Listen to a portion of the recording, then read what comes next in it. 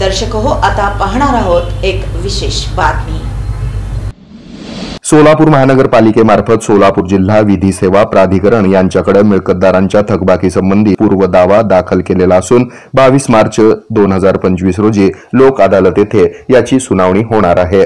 तत्पूर्वी बापूजी नगर गाळेधारक हे भाडे खरेदी तत्वावर असून त्यांना येत असलेल्या मिळकतीवरील user charges, notice fee, warrant fee, थकबाकीवरील शास्ती संबंधी आपला हस्तक्षेप महत्त्वाचा होणं गरजेचं आहे।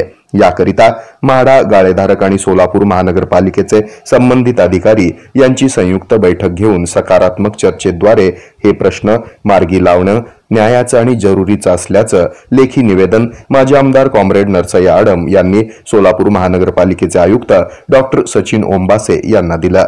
त्यावर त्यांनी 18 मार्च 2025 रोजी म्हाडा, गाळेधारक आणि संबंधित अधिकारी यांच्या समवेत संयुक्त बैठक आयोजित करणार असल्याचं आश्वासन दिलंय। मंगळवारी 11 मार्च रोजी बापूजी नगर गाळेधारकांनी ज्येष्ठ नेते तथा माजी आमदार कॉम्रेड नरसय्या आडम आणि माजी नगरसेविका कॉम्रेड कामिनीताई आडम यांच्या नेतृत्वाखालील शिष्टमंडळाद्वारे सोलापूर महानगरपालिकेचे आयुक्त डॉक्टर सचिन ओंबासे यांना हे निवेदन दिलं।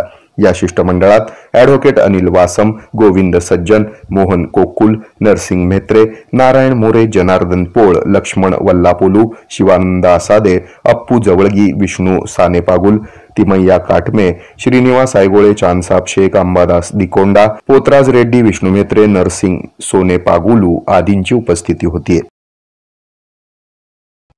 हे आहे मेट्रोकास्ट केबल नेटवर्क आणि आपण पाहत आहात द न्यूज प्लस बरच काही।